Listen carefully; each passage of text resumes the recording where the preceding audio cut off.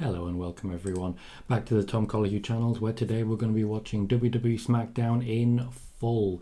The headline news, of course, is the advancement of the World Cup. The winner will get an opportunity against Gunther for the Intercontinental Championship. Braun Strowman looking like the favourite at the moment. Sami Zayn versus Butch will be featured tonight, as well as Ricochet versus Mustafa Ali. Some good options for matches there. We will also, of course, see the continuation of a feud between Shotzi and Ronda Rousey. I suspect we're going to be seeing a lot of Shayna Basler involved in that one. And as usual, we're going to get plenty of Bloodline to sink our teeth into, and some Bray Wyatt as well. This is a show where I don't expect any major stories to come out of it. If anything, I expect this one to be relatively tame, but we may find out the final member of Team Anti-Bloodline and the final member of Team Damage Control. So there's plenty of potential here. We are immediately opening with a match, as is usual on SmackDown now. Fight Night, which is of course Sheamus, Ridge Holland and Butch, will be in action. Or at least one of them will. I suspect this is going to be Butch versus Sami. The Brawling Brutes, Fight Night, as I personally prefer to refer to them, will be a real top level group in this particular feud going forwards. Sheamus versus Roman Reigns is on the agenda for the Royal Rumble, though of course they also have to explain why Drew McIntyre has suddenly decided that he's their friend. We have people in the chat already. Connor saying hello Tom. Hello Connor. Traffic says good evening everyone. Good evening Traffic. Stuart Ridley says hi all. Brutes to start. Brutes and indeed Drew McIntyre. A lot of explaining to be done. Sheamus looks unsure of himself. Connor says, don't know if you saw on Twitter, they're playing up Mustafa Ali is hurt from Lashley on Monday, so maybe he might get replaced. Okay, not sure who would be replacing him, but it'd be interesting to see how that plays out. Dominic says, is the IC title on the line at Survivor Series? Yes, it is. The winner of the World Cup, which is of course scheduled to take place over the course of the next few Smackdowns, and try and take advantage of as much SEO as possible, will be the one to get the opportunity against Gunther. Sorry, will be the one. Will be the one. Not sure if Roman Reigns is there tonight, but I do like the fact that they actually got an opportunity for Ridge Holland to have some time on the microphone. It was 2 sentences, but it was time on the microphone nonetheless. The original plan was very much for Kevin Owens to be member number 5. He would look very good in this particular group. After all, we have a lot of former members of the New Day here, and I feel that would really sell it for him. But we'll see how it plays out, see what replacements are on the agenda, and see who they can have dipping in for this one. Hector, welcome. There's Tom, you said earlier that your outfit is unique. Is it a festive onesie? Whatever the case, it looks very comfy. It is, Hector. It is. It's a Christmas thing. I'm a red panda. It's very much a Christmas thing. It's very, very warm, very, very comfy. It ruined my hair. Look at that. What is going on there? I didn't even go the right way. But it's worth it. It's worth it. Bailey says, good evening all. Anyone surprised that Qatar banned beer sales but not in FIFA luxury boxes? Not at all. There's going to be a lot more drama about what goes on in Qatar. Personally, not that excited about it myself. Sheamus is starting on the mic. There's definitely going to be a lot of interplay between Sheamus and Drew. Last week, of course, we did not see Karrion Kross. Drew McIntyre seems to have quite conclusively vanquished him.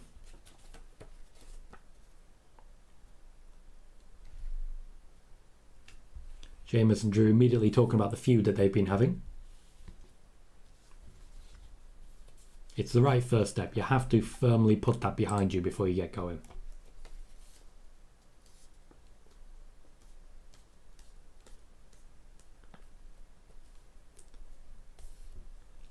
As you might expect, the line is mutual respect. Expect respect. Sheamus is a face now, and honestly looks even more buff than Drew, which is quite impressive.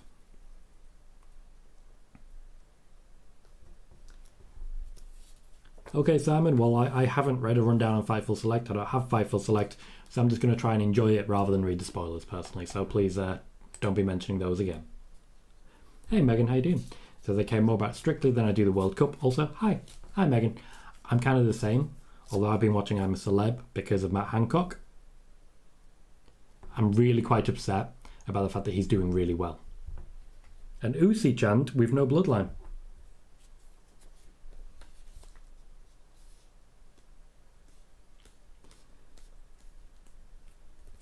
Bailey says SmackDown hasn't been great lately, but the ratings remain strong regardless. AW ratings this week were weak heading into their pay-per-view. They were. Drew McIntyre not really adding to this particular segment. Trying. Bless him. Sheamus did seem a little thrown off by the Uzi comment. Didn't seem to realise what he was playing up to.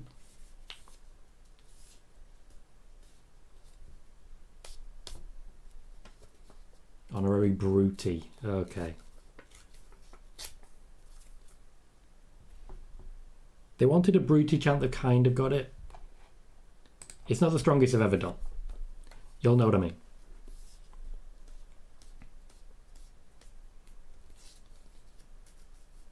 I was going to say they always start with a wrestling match, and this is very much the exception. We are starting with a promo segment for the first time in a long time. Megan says, I don't want I'm a Celeb, just never appealed to me. Hancock being there gives me less reason. I wanted him to struggle. I wanted him to suffer. He has done neither of those things. It's very upsetting. It's very upsetting. If he could just suffer a little more, that'd be great. Ghost says, hey everyone, my Wi-Fi is struggling thanks to a snowstorm happening at the moment, but at least I made it. See, I did hear that there was snow. We had our first snow. That's a crazy world that we live in at the moment. Hope you're okay, Ghost, and there's no issues there, and hopefully you're able to enjoy the show still the same. Hector says, hearing Sheamus call someone man and not fella sounds weird. Fella is where it's at. As a strong fella user myself, I get what you're saying. Megan says, doing okay, thank you. Hope you are as well.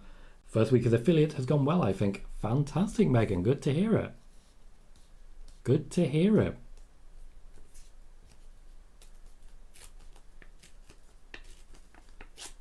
They are teasing the fifth man. Apparently Sheamus already knows who it's going to be. But Sami Zayn has already said, my dogs, which means you pay attention. Uzi chant already in action. Bailey says the Buffalo area of the northeast US is expecting up to 6 feet of snow. With global warming does come global cooling. Lesser known. Connor's singing Christmas songs and I hate you. Like, with love, I hate you.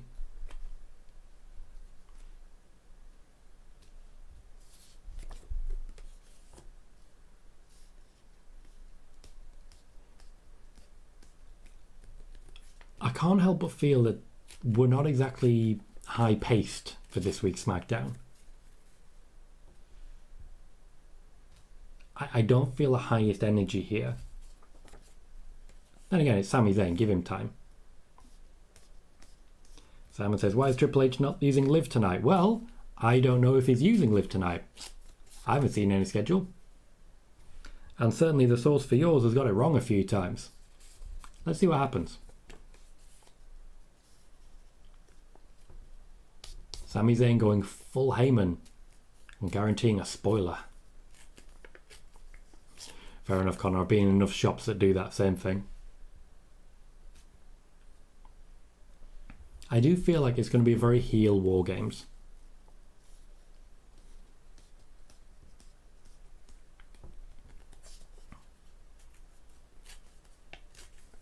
Sami Zayn hitting the highlights. Mentioning the World Cup. That's all you really need. You may know that Sami Zayn has no backup at the moment. Rare for an honorary use.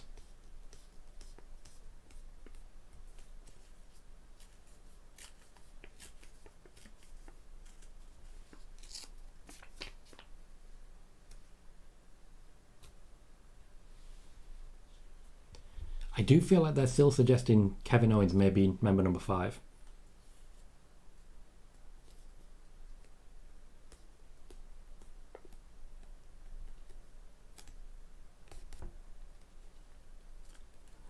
As I say, they are doing fitness tests for Kevin Owens. He wants to be involved in War Games, but the chance of it making his injury worse means that the WWE, it's not their first choice.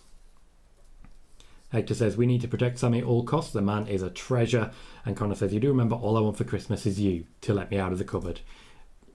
Maybe, mate, maybe. I mean, it's where you live. What if I'm bored? What if I'm lonely? Who's going to keep me company? Sean says, I was at a gas station today, so they're selling fruitcake flavour Mountain Dew. Why? Why would anyone do that? Why would that exist? How dare it? Ricochet and Ali look like they're going to be our first match.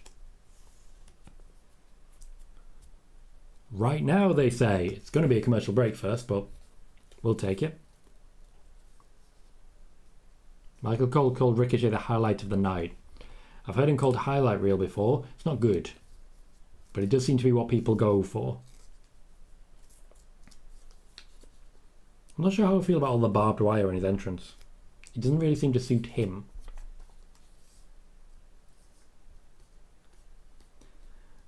So the branding is World Cup on Fox. So Fox are upset they couldn't get any World Cup coverage and have decided that this is the way to get over it. Interesting. And now you've got more music in my head, Connor. How dare you? Stuart says, can't grumble with these two as the first bout. Absolutely. They are both like considerably lower down the card, but you just know you're going to get a great match out of both of them. This is a combination that cannot fail to deliver. Of course, it could be overly booked, but we are where we are. Austin says, would be crazy if it was Brock. Wouldn't be too crazy. Wouldn't be too crazy. We talked about this earlier. Brock Lesnar was supposed to be on the Survivor Series card under Vince McMahon. There's still a button that Triple H can push and make that one happen. After all, as much as there might be tension between Brock and Drew, that only helps the Wargames match, surely. Traffic says, I want World Cups on my channel. Fox, we got World Cup at home. After a fashion, it's true, it's also not. Ghost says, my area isn't as bad as Buffalo, but we do have a winter storm warning active until Sunday morning. Go figure indeed.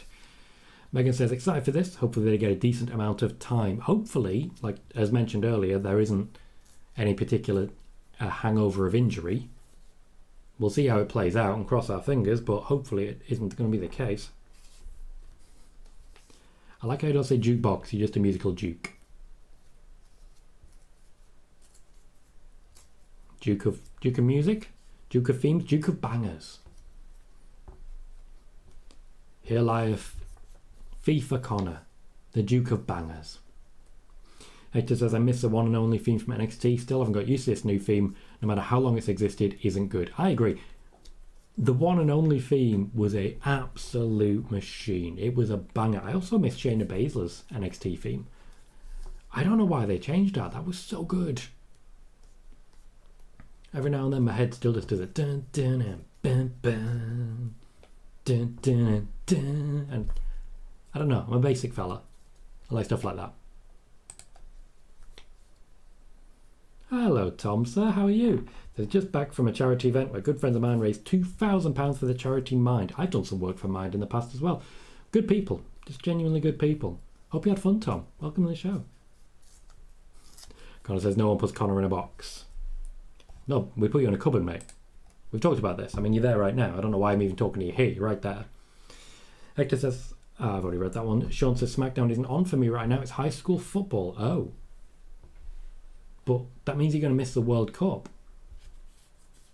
Who'd watch football over the World Cup? Just mean.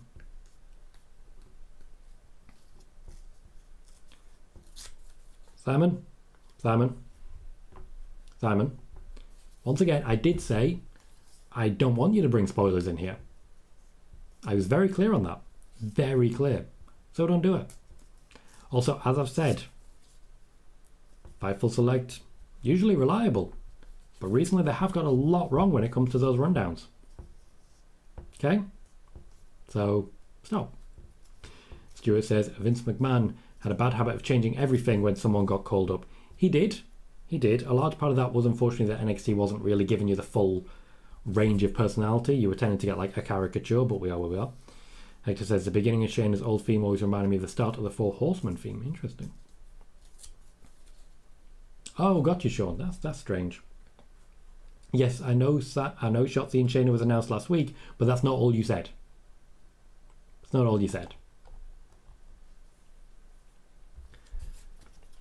They are pushing a segment in which Bray Wyatt makes amends tonight. I'm guessing he's going to apologise to LA Knight and then decide not to apologise to LA Knight. Bailey says it was crazy to see a list of all the WWE talent out on injury. That's a lot of competition to fill when they get back, or maybe it allows some of those working now to get a break after WrestleMania. I would expect that. That's exactly what I would expect to see.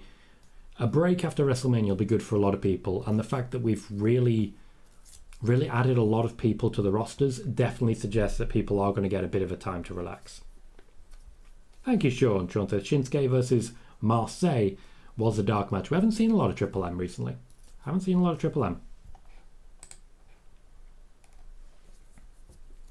Ali is selling an injury.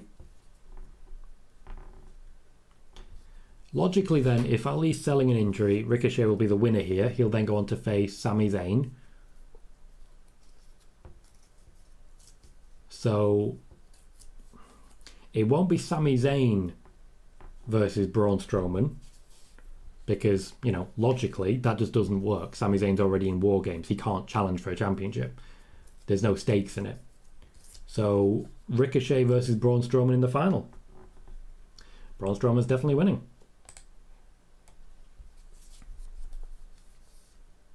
Interesting. Sean says Maxine Dupree are set for dark matches.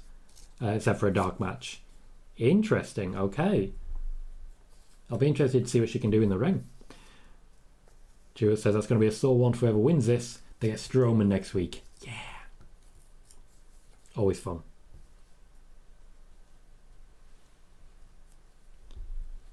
Ricochet's acting is not the best in the world.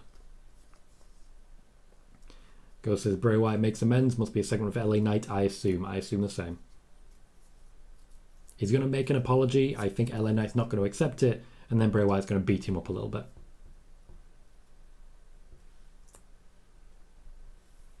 Oh, of course, Ricochet's on the other side, isn't he? It's Santos Escobar versus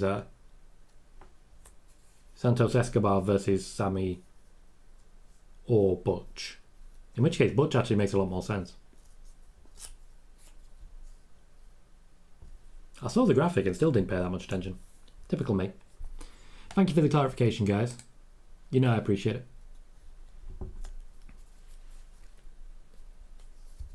I do like that they put the flags up.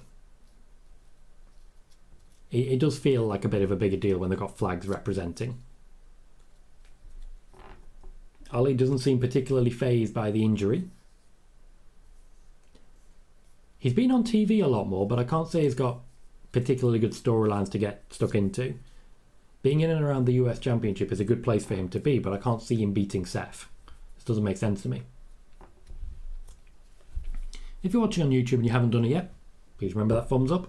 Every little does help, and it has the potential to really help me turn the corner. I don't necessarily think I'm going to hit 2,000 by the end of the year anymore. I think we can move on from that one. But to be fair, my original intention when I planned it out at the beginning of the year was 1,500. And I'm on 1,800. So I'm pretty happy overall. A lot of focus will be on the Royal Rumble road to WrestleMania, as it were. After all, that's when we gained the most when it comes to subscribers this year as well.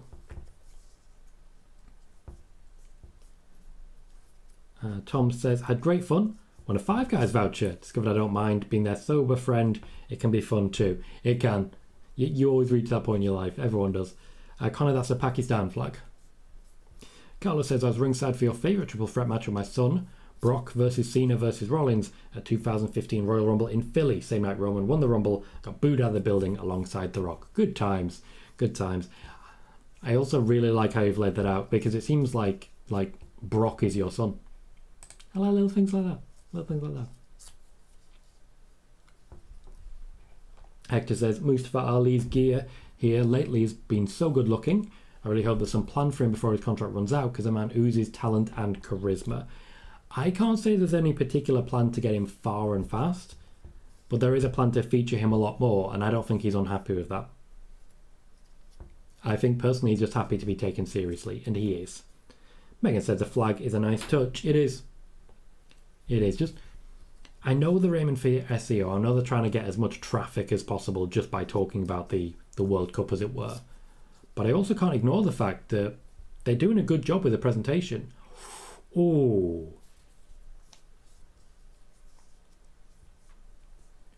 Just a little reminder of who Ali is there.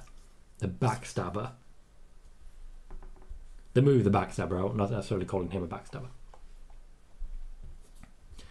Sean says, I don't understand this. Tom, Mako is credited as the final NXT UK Women's Champion. And Mandy is the one that unified the titles. Wouldn't Mandy be counted as the final champion? No, it was a unification. So at no point did she actually officially have 2 championships. She only ever had the one. Oh, thank you, Megan. Megan says, congratulations on the growth of the channel. Couldn't have happened to a nicer person. I appreciate that, Megan. I really do. Yeah, beginning of the year, I sat down and worked out exactly what my plan was going to be. 1,500 subscribers was my pipe dream at the time. That was my pipe dream. That was my big hope. And we got there and then some. I'm not particularly upset about the fact that it doesn't look like I'm going to get to 2,000, but I'm still pretty happy. The next step, of course, is working out what content to do next and so on and so forth. If for anyone who did miss it earlier, my next big video is going to be something on Vince McMahon. And I'm covering essentially what led to him resigning from the WWE.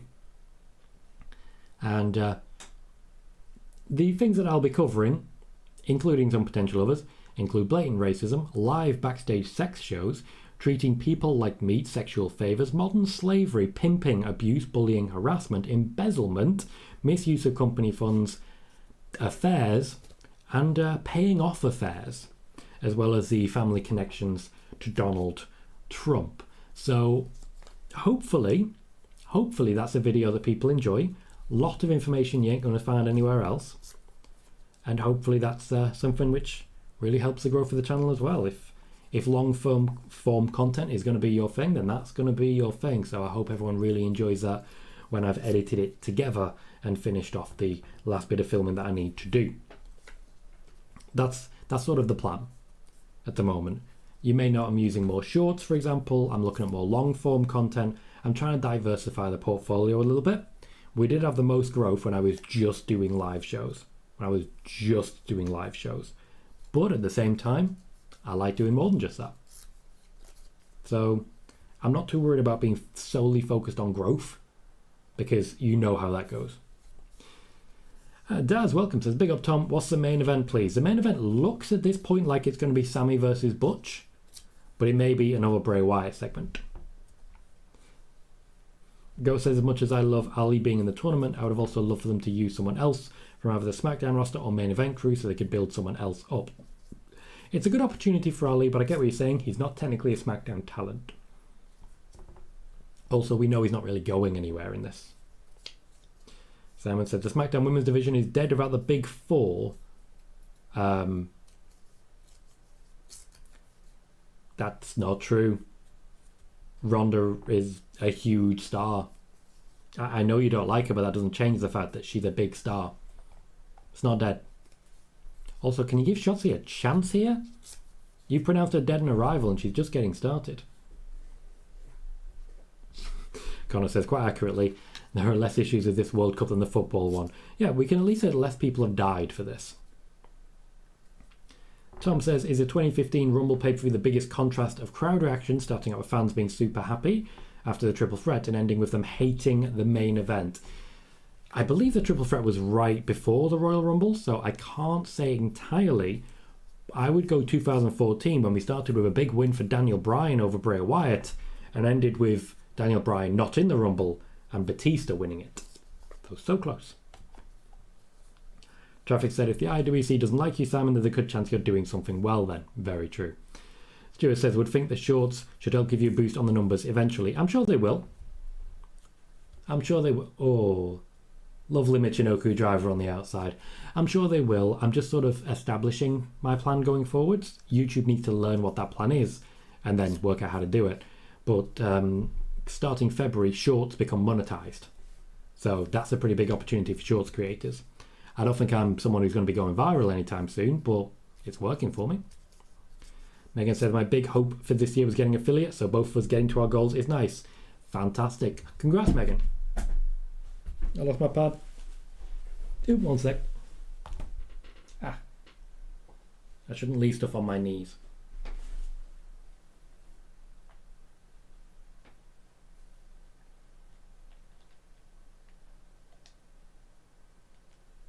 Okay, we're good. Sorry, I took a moment there. But yeah, it's a pretty good achievement there, Megan. You've worked hard for it. You've done the streaming. And I really do hope that even though the grind sort of continues, and it does continue, I really hope you can turn it into something from here. I'll be watching, you know I will. Connor says, as regards the Vince McMahon video, that's a lot of things. It is a lot of things, isn't it? A hell of a lot of things. And more to talk about in the actual video. I think that's going to be my intro, just reeling off exactly what Vince McMahon has been accused of, and then going from there. Megan says, my worry is that Vince will get involved with Trump's re-election campaign now he has some time on his hands. Bailey is jumping in on this one, quite accurately saying, speaking of Trump, Linda McMahon was at a luncheon sitting and talking to him yesterday. Vince and Linda have been friends with Donald for 30 years, so that's not surprising, and it is in fact one of the discussion topics for the video in question. Sean says, if Mandy isn't counted as a final NXT UK Women's Champion because she unified the titles, how is Roman credited as WWE Champion? Because he hasn't unified the titles, he's a double champion. The championships have not been unified. This is a great match. Megan says, I can see it being Sami versus Lion Soul from Ricochet. I can see it being Sami versus Butch so they can use the ending to reveal the final man for Wargames, it being the main event. That's what I'm thinking. Yeah.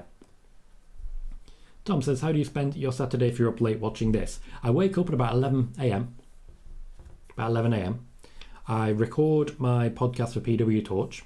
We're on the Daily Cast, we're the Saturday show, with Nick Barbati. The referee's just given Ali a pretty clear instruction there. And yeah, I then basically don't go to bed early as I should on Sunday either. It's not easy. I used to do watch parties for Raw as well, when during my days of unemployment. Thankfully, I don't do that anymore. Stuart says, different genre of streaming, but I know Tim the Tapman always recommends short form for building views when asked about growth. Yeah, absolutely. The shorts have been great for views, but there is more to YouTube than just views. It's all about trying to get those subscribers, and I do think long form content, convincing people to stick around, is the right call there. Dad says, when's Rey Mysterio back, please, Tom? Likely around Mania time, to be honest. I suspect we'll see a build-up to a match at Mania. Connor asks, did Vince ever consider growing the fuck up? No, I don't believe he did. That was a lovely eat shit moment for Ali there. Absolutely love it. Hector says, with Bray offering remorse tonight, I wonder if this could be a way to introduce Uncle Harper, since remorse is more of a good notion than an evil one. I would like that. If, for example, we got some progress with LA Knight, at least something of progress for the actual Bray Wyatt universe? The Wyattverse? Brainiverse? Wyattverse. I think Wyattverse is the right call. A shooting star to a standing opponent, and Ricochet picks up the win. That was a WCW style cruiserweight opener, and it was a lot of fun. Not only that, but someone in the crowd loves tacos. How important is that? So important.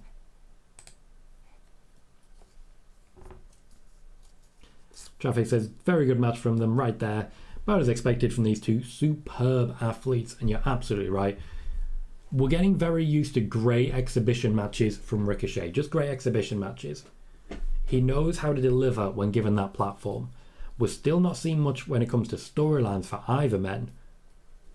But that doesn't mean you can't get them on air and get them showing off. Ricochet versus Braun Strowman. Both men have extremely similar beards. But you know, I quite like that it's US versus US. You guarantee one gets to the final. But you guarantee that both don't. I think that's a very good thing. Match is now wrapped up. I'd imagine Ricochet is going to try and be friendly here. See how it goes. Oh, Ali's taking it. Okay. Gotta respect it. Please remember, of course, to hit the like button. Every thumbs up makes a massive difference and can really help the growth of the channel, so please consider doing so. Stuart says, superb match. Connor says, the Wyattverse. Nah, I call it the multi-bray. The multi-bray. Multi-Bray. And the Bloodline are backstage. Jey Uso grilling Sami Zayn. Tom, thank you kindly. Thank you so much for the donation. Says, just showing love for all you do. I try my best, Tom. Thank you kindly for the consistent support. You've been a great help to me in these times. Thank you, sir. Eric says, Tom, are you feeling oosy? Well, Sami Zayn's on screen. I'm feeling oosy. Roman is on the way. Roman will be there tonight. Meanwhile, Jimmy Uso is playing Peacekeeper. Traffic says, doubt Ricochet gets past Braun, but man, Santos versus Ricochet, give them 20 minutes. Just give them the pay-per-view. Just literally stick them on the pay-per-view, because why not? Why not just give them the opportunity? Be grateful. Bailey says, Vince wasn't always a complete maniac. When do you think that things changed? When Brett left? I think that's the moment at which he thought to himself, no, I can do anything.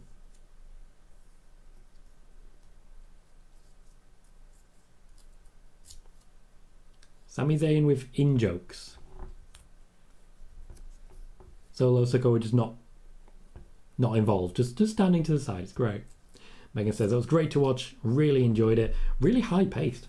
And Ghost says, I believe the last person for Team Brute will be announced tonight, while the last person for Bianca's team will be revealed on Monday, because I just don't see a Sasha Banks or Naomi return happening, which will disappoint the crew. In many ways, the crew are choosing to disappoint themselves.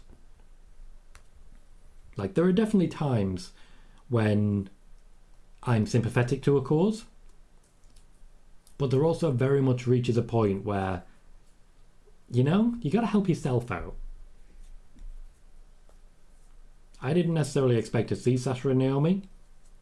Not this early anyway. Negotiations still ongoing. But yeah, logically there's a few good options. Beth Phoenix is one, as Anna Robbs has mentioned. That'd be a good one for me. Sean says a new patch is coming out from Marvel's Avengers, adding Winter Soldier to the game. However, Megan won't like this, Sebastian Stan isn't voicing Winter Soldier. Actor Scott Porter is voicing the character. Hector says, I agree with your prediction that Braun is going to win because he's a typical stereotype of an American alpha male, which Fox probably loves. Very true, but consider the following. Braun Strowman versus Gunther. I get the feeling the guy who stands there and tweets out how, well, all those flippers can't do anything, is about to come up against Ricochet. If you want to punish the guy for his comments, there's an opportunity for you. Of course, he could also get a great match with Gunther and still have him lose, because I don't see Gunther losing that IC Championship. I think Braun Strowman's got a big loss coming. Megan says, idea. Ricochet and Ali is a tag team. I mean, that makes sense to me. They've got everything you need. Give me a 20-minute match, Ricochet and Ali on one side, Los Lotharios on the other, because they can do this. They can wrestle that style. Just give me 20 minutes of it. They'll be over like hell at the end of it. Eric wants to see Ali leave because he doesn't think he'll ever be pushed. Also says Solo so badass just by standing there. The enforcer role suits him perfectly. He just stands there stoic as anything, arms crossed, refusing to be involved. Stuart says Black Sabbath. Black Sabbath fits Wargames so well. Not a surprise. Not a surprise. And I do think that's very much a Triple H song as well. Very much a Triple H choice. Connor says Vince screws Brett and then thinks I can screw everyone. Pretty much, yeah. Pretty much. Sean says according to PW Insider, Men's Wargames is main eventing Survivor Series. Yeah, that's not a surprise. Roman is always going to main event. Traffic says I'll say this. I'm not a big fan of the wrestlers who do more flips and wrestling moves, but I don't think Braun should be tweeting like that when he just came back and when he wasn't in WWE. Yeah, it's especially galling because he's trying to get more time on outside ventures like Up, Up, Down, Down, which is an internal outside venture, if you get what I'm saying. Like, he was on there with his one chip challenge. But you're not exactly going to be a favourite of Xavier Woods when you're laying into the locker room. Stuart says they dropped the breadcrumb last week for Ricochet getting back to Gunther. They did. I just don't think he's going to get there. Though, as I say, if Braun's going to lose, let it be to a big flippy. Megan says that would be good. Eric says, you know who I would love to see be the fifth member? No, you didn't follow up. Sean says Roman wasn't going to main event last year's Survivor Series until it was changed. That's true. A big load of faith was dropped when it came to Big E around that time, unfortunately. They were thinking Becky and Charlotte. And then Roman got his way. Bailey says WWE wouldn't miss Braun if he was future endeavoured. And they can prove that because they didn't.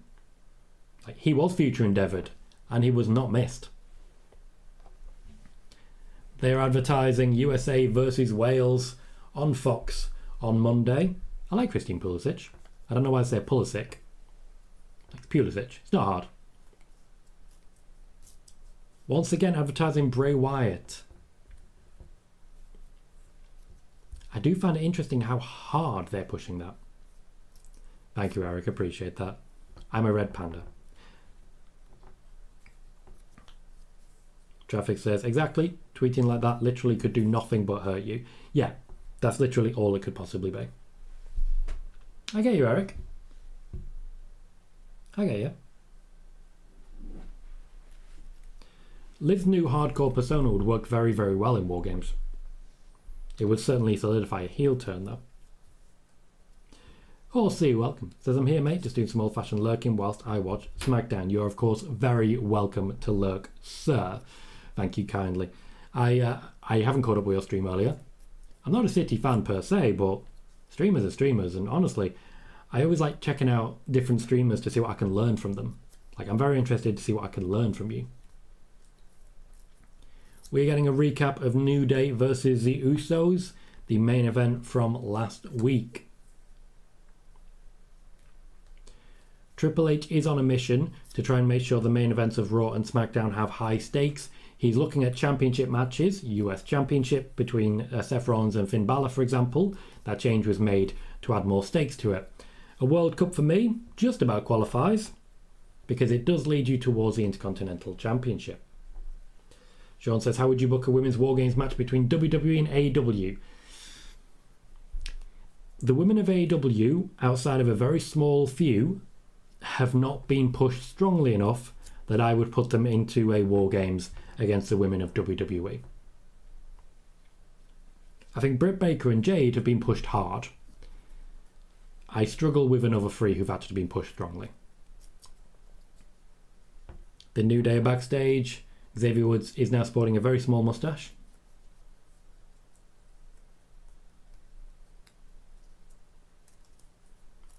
Wearing a very classic t-shirt there.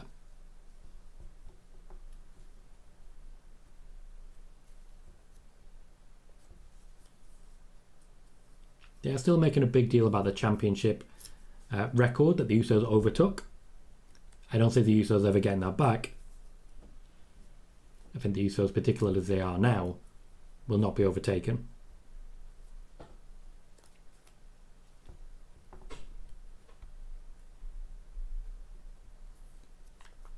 Imperium have stepped up to the New Day.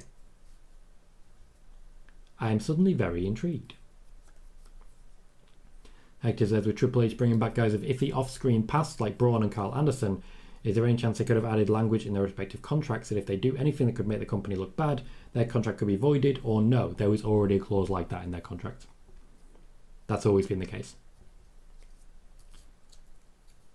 Ah, thank you, Sean. Yes, I forgot. New Day versus Usos did open SmackDown last week.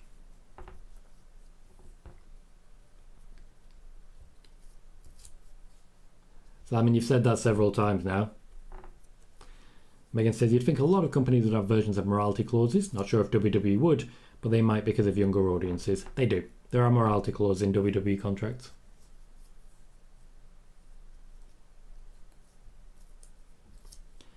The New Day with Addams Family references.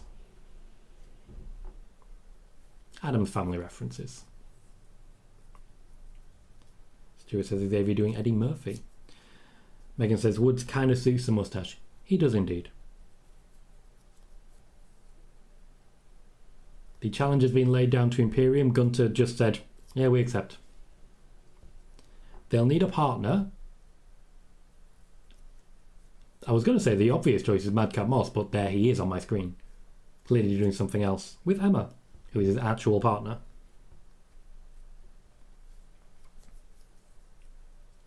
Sean says, who remembers Old Day? Fun stuff, right? Yeah, sure. I am hoping we get another round of Southpaw. I definitely want another round of Southpaw. Megan says, New Day versus Imperium. This is good. I like this. I also miss Big E even more. Him versus Gunther would be, and it would. It would, and I kind of see it coming.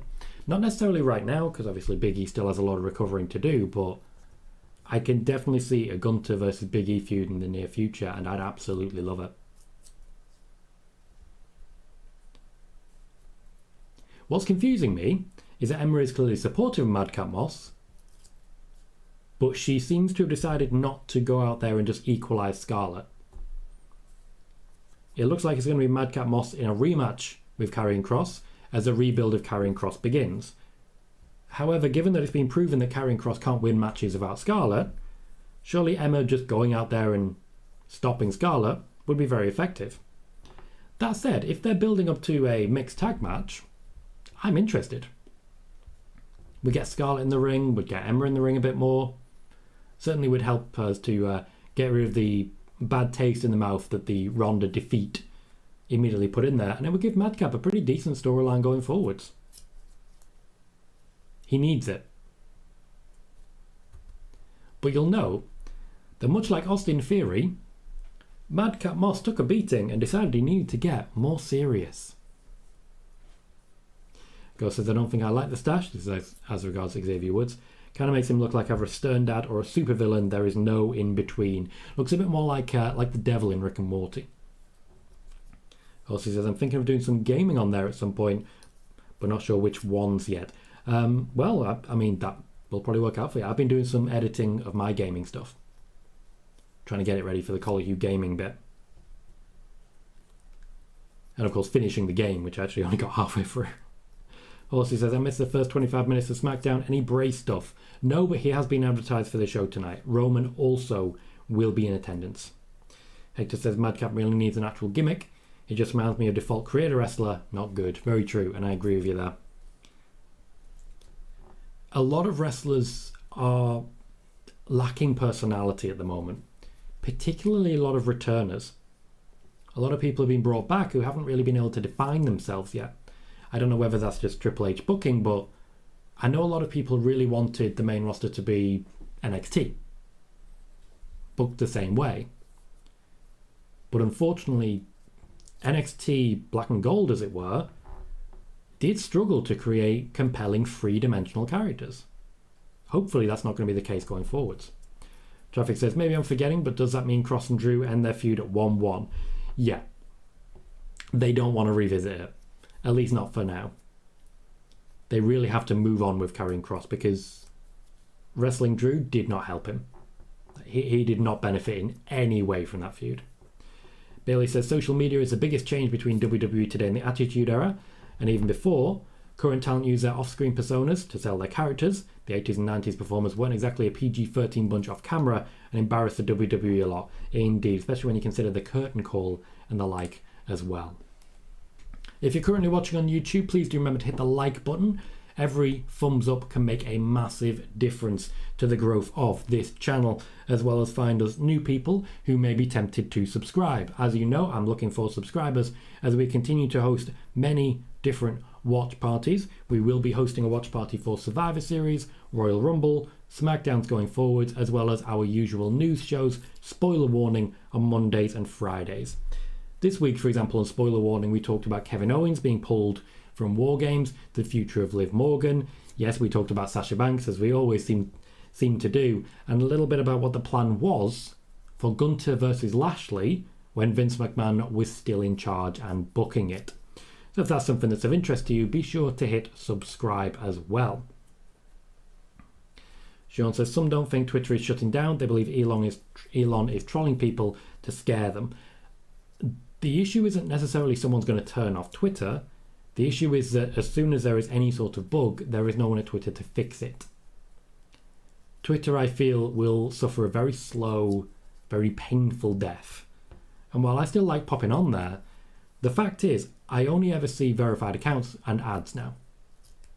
It is absolute fact that anyone who has not paid the money for Twitter Blue, you don't see them anymore. my overall views on my tweets have tanked. So yeah, I'm considering using a very old, barely used Tom Colohue Facebook page going forwards. You're absolutely right, Bailey. Horsey says, maybe this is me. I'm not into this JBL and Corbin stuff. I've never bought into Corbin. They ruined it with silly GM stuff on him. I'm a big fan of Baron Corbin. I really am.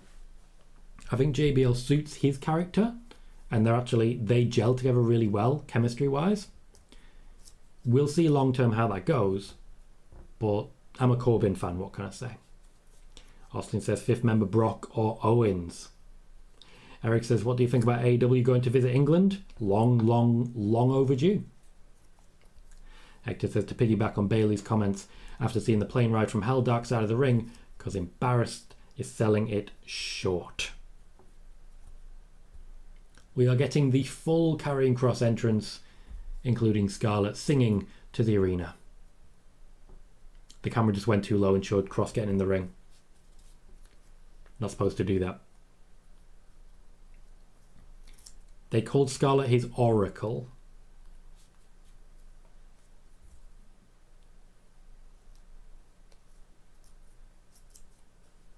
What the hell is Michael Cole talking about right now? How Kross uses spiritualness.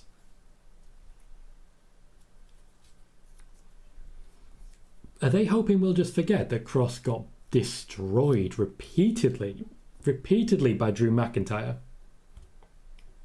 Well played by Karrion Kross there. Speak no evil. Speak no evil.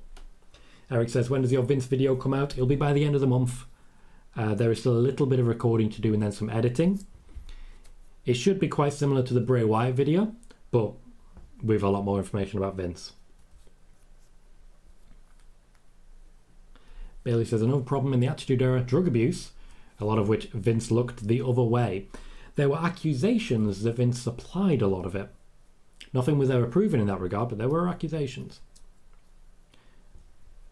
Go says, I really hope WWE chooses to do Hollywood-themed promos for next year's WrestleMania like they did for 21. That was a lot of fun. Seeing Triple H's Braveheart changed my life as a kid. Not seeing Ricochet as Spider-Man or literally anyone trying to be Harry Styles is a missed opportunity. I would love to see who plays Florence Pugh, given that Florence Pugh played Paige. I had to work on my P's there. Madcap Moss is very much shaping up as Karrion Kross's equal here. They haven't moved the steps. They set them up in the middle for Scarlett. They haven't moved them back. Kind of ruins the magic a little bit there. Sean says, Monday's loss for Finn. With his first singles loss in over half a year. He's only taken singles 5 loss this whole year. And a lot of people say Judgment Day getting buried. Hector says, the fact that Scarlett has been presented better than to this point says all you need to know how Karrion's been booked since his return. Exactly. He came back. He looked a threat. He was proven not to be a threat. He was proven not to be a threat. He was proven not to be a threat. And now he's in a wrestling match with Madcap Moss. Stuart says, don't know if it was just me, but when I've seen the JBL and Corbin poker table, I half expected to see the old APA office door. These are the things I miss most from the Attitude Era. They're very much the things I personally miss most. Stupid things like someone walking in demanding that they get protection from the APA and Farouk just like, go through the damn door. I was hoping the 24/7 championship would bring back some of that Houdini of hardcore magic. It didn't. They didn't commit to it. But it was fun while it lasted. Can I just say, Karrion Kross is taking a bit of a beating here. Madcap Moss's offense sort of reminds me of Mojo Rawley. That's not a compliment. It's just a lot of shoulders. And as I say that, he decides to add more shoulders. Like, he's got good shoulders, but like, you could have something other than shoulders. Fall away slam, that's not shoulders, that's fair. Sean says AJ Styles hasn't won a singles match on pay-per-view for 3 years. His last singles pay-per-view win was Crown Jewel 2019. How many singles pay-per-view matches has AJ Styles had in that time, Sean? You have to add context to these things. How many matches has he had in that time? Scarlett Bordeaux has, of course, got involved, distracted Madcap Moss, and now Kross is locking in his finish.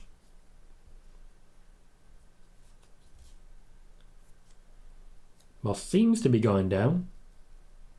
I don't want it to end like this. I absolutely don't.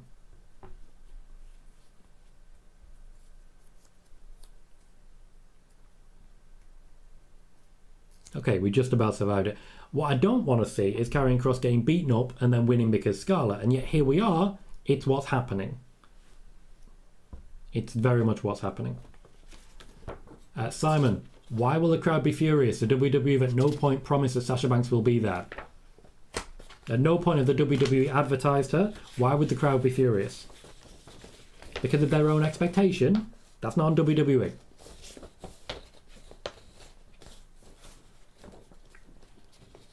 So once again, what's happened is that Karrion Kross has been beaten up, Scarlett has distracted Madcap Moss, and Karrion Kross has won. It's just more evidence that they are really screwing this one up.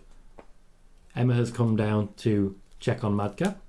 I do feel like we've got a mixed tag here coming. I don't like how they're using Karrion Kross, but building to the mixed tag is absolutely fine. I'd enjoy that mixed tag.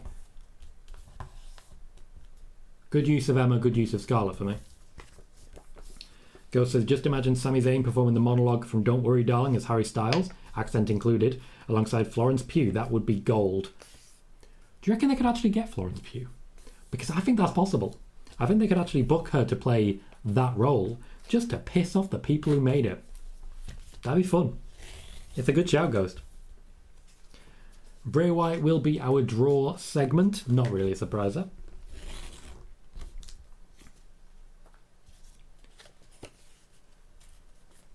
We're getting another Wargames promo built around the women. Raw will see Asuka. Is Asuka versus Ripley for the advantage? Okay. I was confident it would be Rhea. I didn't see it being Asuka.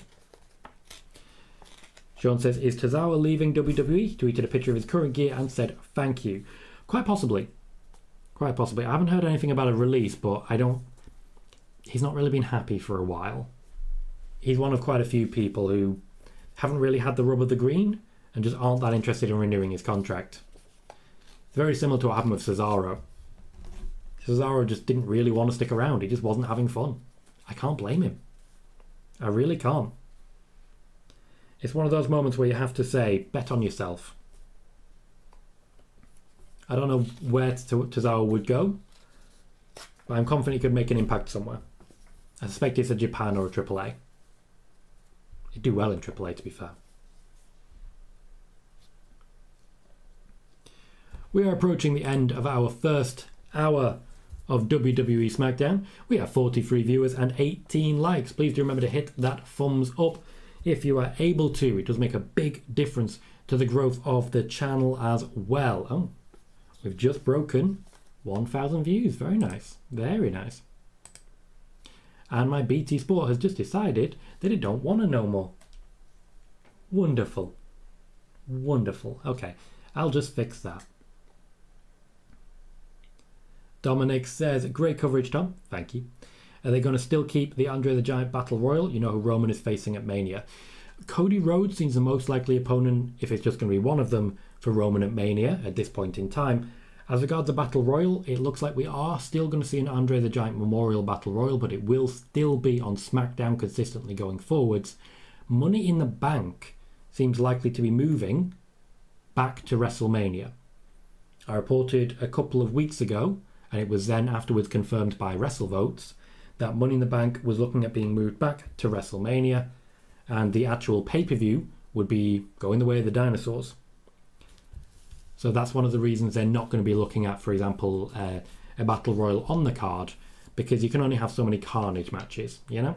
You can only have so many. Stuart says, Stamina Monster gimmick was mentioned Monday, so he could be reverting. Stamina Monster, interesting. stamina monster. Hector says, Tom, do you have any info on whether or not Kairi Sane is signed anywhere, or if she has any interest in WWE under new management, or no? She is signed to Stardom. She is signed to Stardom and unavailable for the WWE at this point in time. She was initially kept on as an ambassador for the impending NXT Asia, which did not happen because of the pandemic. I've discussed that at length in a video from June 2020. And of course also in my coverage of the impending shutdown of NXT UK, which was happening at the same time. This is probably the report that got me the most hatred from the WWE universe and from other wrestling journalists, because I said, yeah, Triple H is talking about shutting down NXT UK and swallowing it up into NXT proper, which he then confirmed 2 years later in an interview with Ariel Helwani. But yeah, got a lot of hate for that.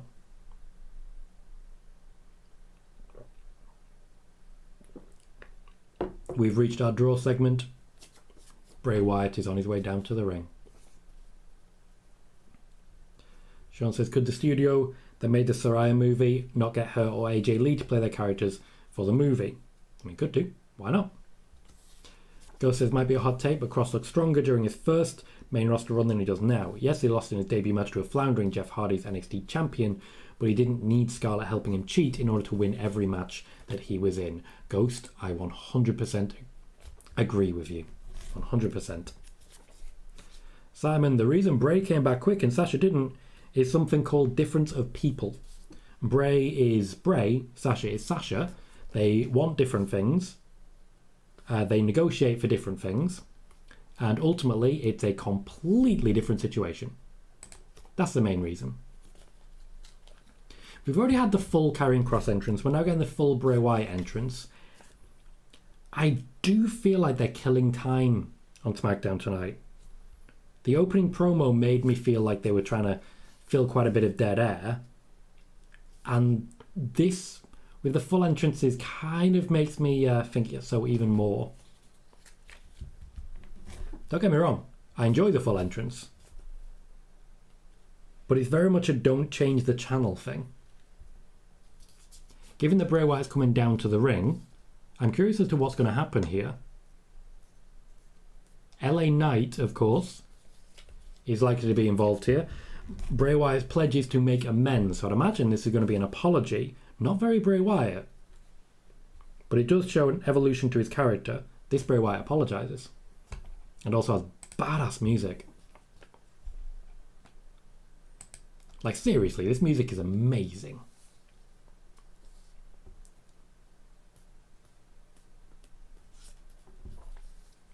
I said in my video about Bray Wyatt before he returned that Vince McMahon had always planned for Bray Wyatt to become the next Undertaker, and with this in mind had not really respected the individual contribution that Bray Wyatt could make, because he was still waiting for him to become the next Undertaker. Funnily enough, now that Vince is gone, I do feel with this particular entrance, it's the closest Bray Wyatt has ever been to the Undertaker.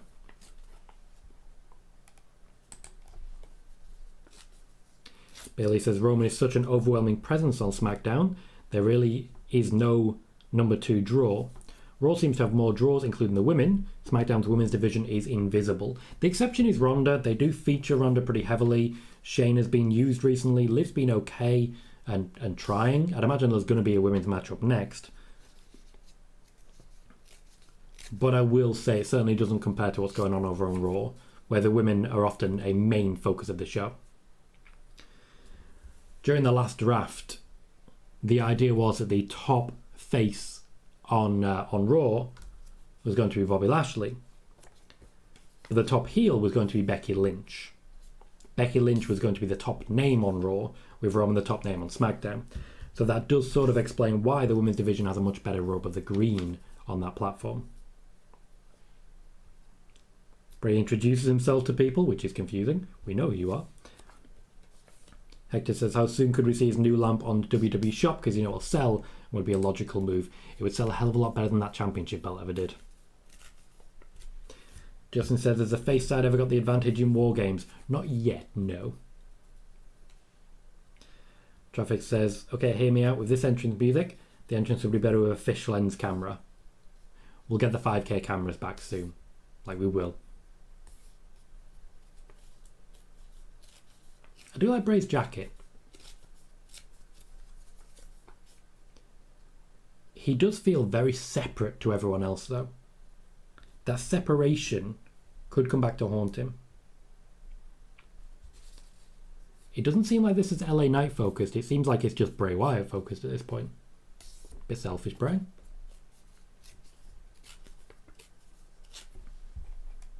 A fair question, can he change? Yes, Sean, I'm talking about the $7,000 championship. The Fiend belt that no one ever wanted and no one ever got.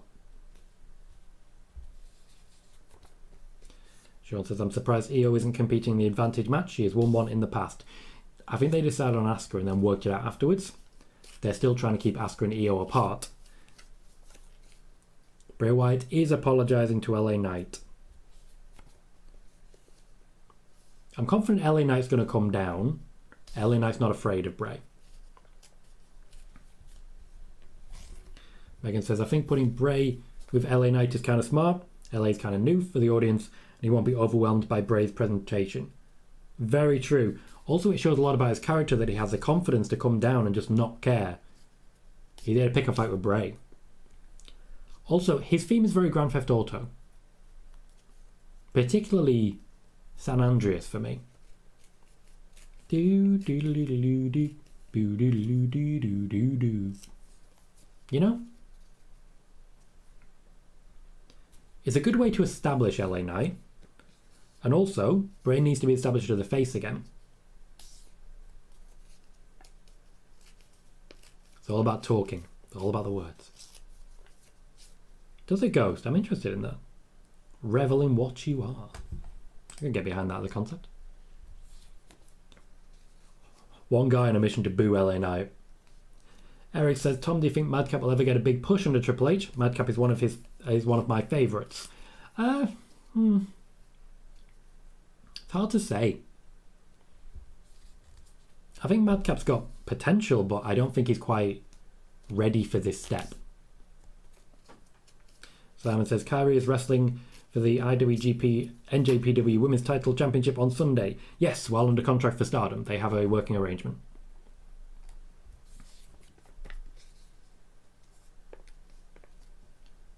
LA Knight is interested in Bray Wyatt. And I feel that needs pointing out here. Because if anything, he's a little entranced.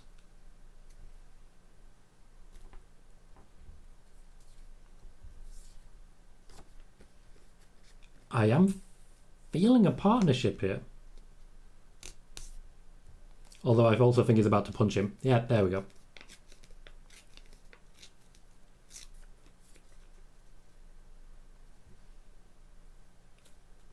That's fair. You got to accept it, Bray. You got to accept it and walk away, Bray. Just walk away. It's fair. It's what you wanted. It's what you wanted.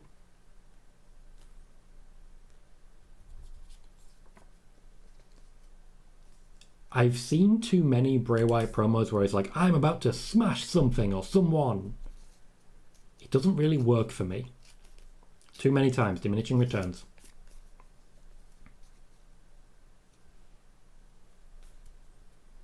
Bray Wyatt's fighting his urges when looking at LA Knight. Much like we all do.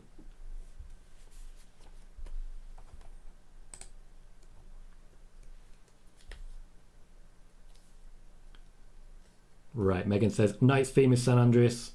Riddle's is GTA 5. You would know for sure, yeah. Bray Wyatt offers a hand. Through the ropes. I'd go over the ropes. I won't go through the ropes. Okay, LA Knight's made a choice there. He's going to pay for it. Sean says, if Candice is the last person on Bianca's team, does her undefeated streak in Wargames end? Well, that depends on the result of the match, doesn't it? The screen behind LA Knight has died.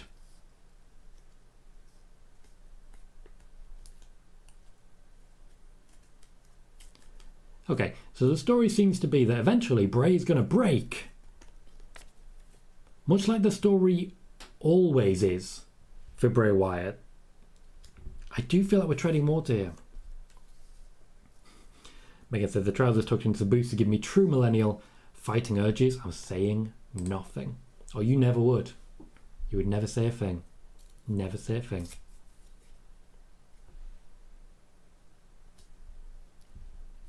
We currently have 46 viewers and 20 likes. Please remember to hit that thumbs up when you jump in.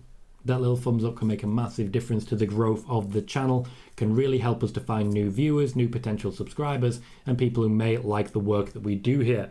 So please, even if you're not planning to stick around for long, hit that thumbs up.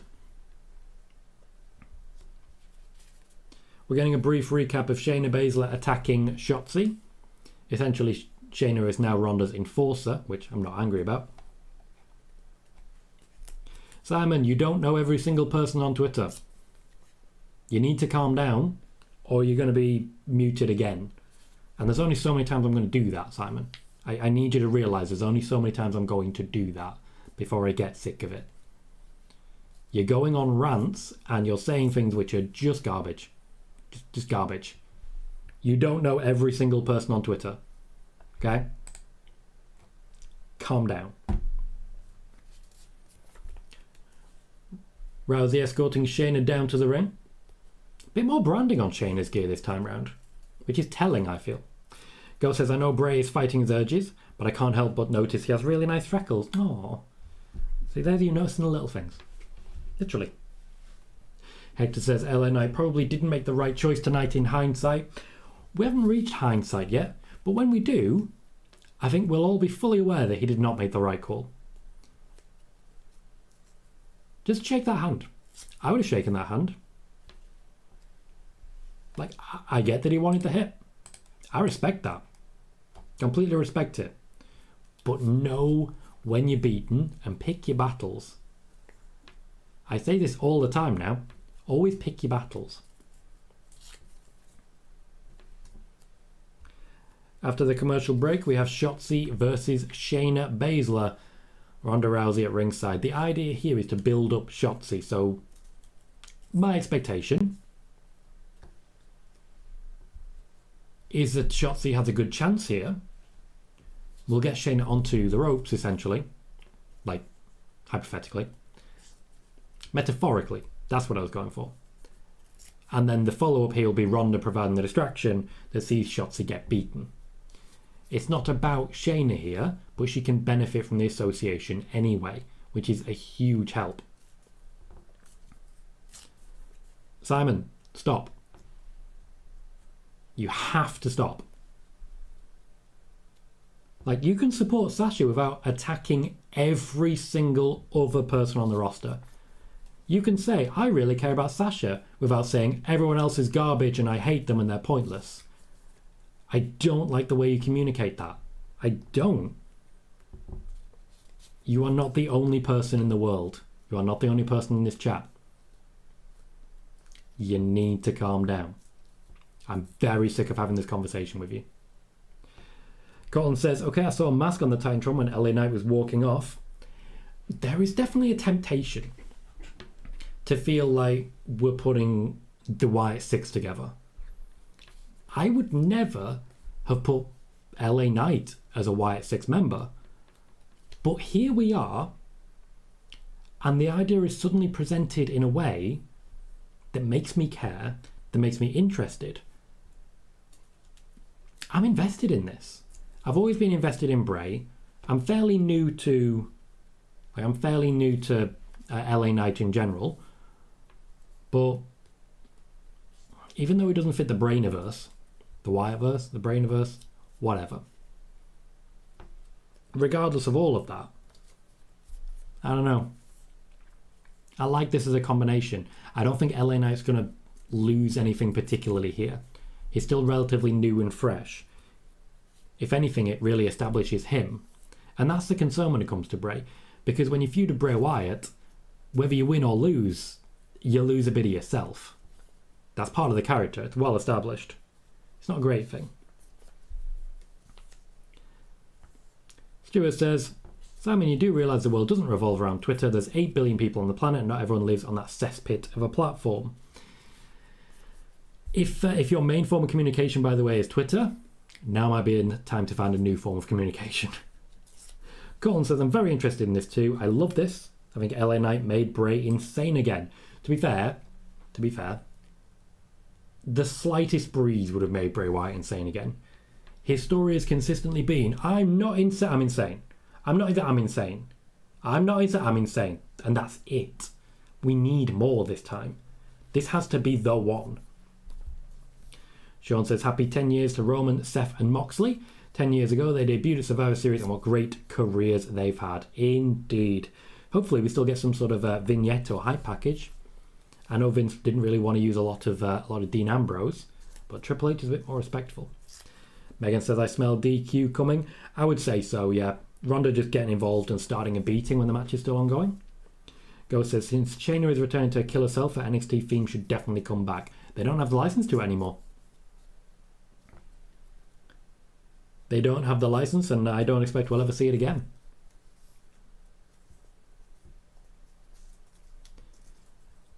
So Ozzy Osbourne is singing a song for Wargames, and of course the promotional material features Black Sabbath. We're very much at a point where Triple H has taken over the music, hasn't he? Pardon me.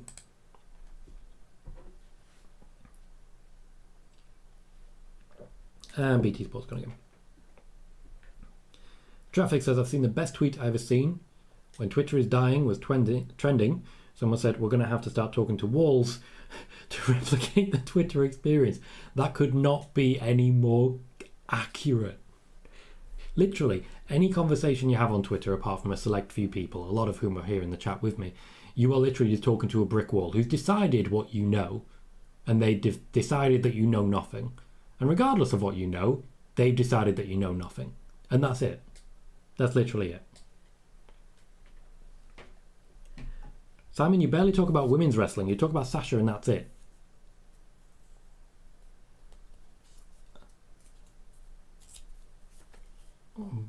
Karrion Kross is speaking to the Usos,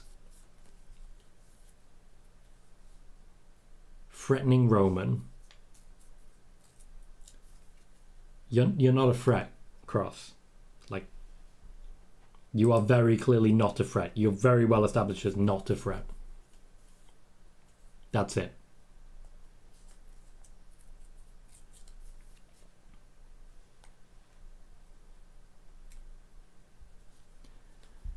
A lukewarm reception for Shotzi. I think we're getting there. The tank's working in her favour. But I think it's fair to say she's had a bit of stop-start so far. Hopefully, this match with Ronda will go a long way to sort of undercutting a lot of that stop-start and giving her a real opportunity. At this point, she kind of needs it. She just needs a chance. She just needs a chance. Especially after a couple of bad moments in a couple of big matches recently. Megan says, Bray was in the background of that. Not sure if he was meant to be, but I spotted him. Well, I do believe Bray versus Karrion, or some collection of that, is on the agenda incoming. Stuart Ridley and Colton have both also noticed that. Stuart says Bray's in the background, and Colton says, in all caps, Bray's in the background. What I do like about everything that's happened with Bray since he returned, you really focus on a lot more attention. You can't take your eye away. Sean says, did Vince not like Shotzi's face and turned her heel to try to get her over? Yeah, that's it. He turned her heel so that she could work directly with Sasha Banks. Once he worked with a big name star, that should hopefully help you get over. And it did for a while. But she wasn't really a threat to Sasha, let's be fair. Megan wants her own TCB. It'd be a fun one to just sort of drive around town centre in. Ghost says, all I could say is the biggest return that is yet to happen is a return of good theme songs. Jim Johnston needs to come back for one more run. Pretty pleased with a cherry on top. I'm not sure if Triple H can convince him, but I'm pretty sure Triple H will try. Why not? Colin says Bray was either talking to someone or talking to himself in the background like he's insane, which he is. Well, if the one thing we know about Bray, it's that he's insane. Maybe he was talking to his Uncle Howdy, which is him. Or his Uncle Harper, which is also kind of him. A lot of him. Traffic says, I miss too much stuff. Watching you in SmackDown and gaming. Gotta make most of the free time we get, you know? No, absolutely. Absolutely. This is one of the biggest advantages of a show like this. Because we have so many people watching. So many shared eyes trying to make sure that we don't miss anything. Everyone's pitching in. Everyone's helping. Everyone's supporting. It is wonderful. Eric says, where have the Triple M been? Ever since Max left, they have left. They've mostly been in dark matches. They're still featured. They still do quite a lot on social media, but there's no actual storyline planned for them at the moment. They will be a victim of rotation, at least until after Survivor Series, at which point I expect we'll see more of them, more of the Viking Raiders, because that's very much the point at which we are going to start seeing the build towards new tag teams, or at least rebuilt tag teams, who can challenge the Usos around WrestleMania time. The Viking Raiders are going to get a push, but I don't think they're the only ones who are going to get it. Traffic says, social media stuff has been so WTF, it's actually golden. We talked earlier about the APA and the APA's use of their door. That's what Triple M remind me of. You know? The ridiculousness of the whole thing. It's great. The more the merrier. Give me the ridiculous. I'm convinced. My BT has crashed again, so I don't know what's happening in the match. Hopefully it's a good match. Megan says, imagine driving one of those around Tesco. Yeah, get a trolley in front of it, you're all set. Absolutely all set. Tell you what, nobody be trying to stop you. Imagine that over there, Tannoy. Can I get a price check on a tank, please? A tank driving through, please. Hector says, it's so odd they script Karrion to say he's still taking Roman's title, because we all know he's nowhere near that, considering his booking. Yet not even a threat to Drew, and Drew's not a threat to Roman, so that's not working out that way. Bailey says the APA door was also using the Ding Dong Hello segments. Yeah, they pulled it out of a warehouse, and my god, there is so much in that warehouse. If you've never seen the Mick Foley series, where he was training his daughter, Noelle, he goes back through a lot of his old memories, sees the Hell in a Cell structure, which took years off his life, and has a little cry, which I kind of get. If I was in a Hell in a Cell match, I'd cry too.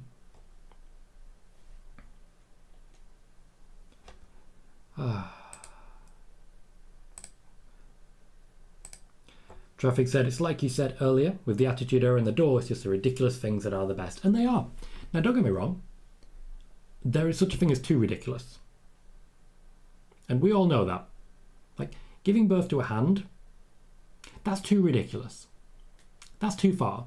Maybe rein it in a little bit. Just rein it in a little bit. You know? That's too far. But, I don't know.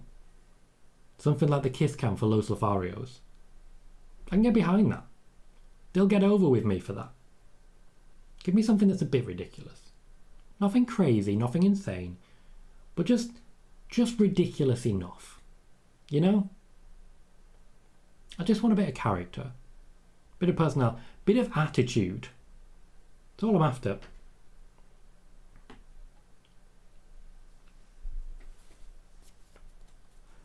I got back on just in time to see Shotzi roll up Shayna while Raquel was providing distraction. Thank you, Traffic, for making sure I didn't miss what was going on there. So it's a win for Shotzi. Not a clean one, but a win nonetheless. Good place to be. She does need to be built up at least a little bit if she's going against Ronda, so it's an opportunity in that regard. Though I will say, Shayna is still in the process of being rebuilt. It's not a win you can hang your hat on, as it were. We still have Butch versus Sami Zayn to come. Jimmy Uso has made it clear that the Roman's coming. So, we've just gone backstage to LA Knight, and we actually saw Megan Moran calling for a camera. That was nice. Oh, howdy. I saw the mask there. Well played. We may not see much of LA Knight anymore. I feel that Bray Wyatt has collected his first soul, and I'm happy with that. The segment today was good. We're getting a lot of the same Bray Wyatt, but we at least have some proper progress in laying out who this Bray Wyatt is going to be. I'm happy with that. Bailey says, ridiculous defined. Steve Austin with the bedpan in Vince's hospital room. That was beautiful. No one talks about the anal, penetration. People maybe should talk about that. Or maybe never produce anything like that again. But the bedpan, everyone had a great time with the bedpan. All ad-libbed, by the way. Steve Austin saw it and was like, I'm just going to hit him with that. Bit of variation in offense. That's all he wanted. Hector, the episode that featured Choppy Choppy Pee Pee was the first episode of any sort of wrestling I'd ever watched. That's what was on my TV when I came downstairs and saw WWE. And yet I'm still here. Megan says, oh well, it was nice to have LA Knight, so even a little bit. Indeed, indeed. Though at this point, Bray Wyatt's actually playing out very similar to Dexter Lumis. I have concerns and I have doubts. Sean says, Tom, did you see that WWE released a video of Charlotte beating Ronda with a kendo stick at Survivor Series? I did not. That should be a draw match for them, though. Should get a lot of attention that they're after. It's going to be good SEO, you know. Oh, that thing's opened. I don't need to see the weather. I don't want to refresh content. Go away. Peter says you could be the Spud of WWE. Rockstar Spud was a rockstar, mate. Eric says more reason Liv should be the final member. She's helped Bianca and Alexa numerous times.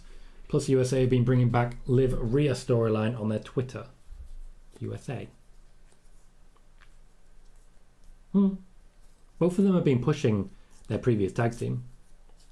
Traffic says one of my favourite things about the Money in the Bank briefcase was progressively seeing the bumps and dents it took over the months.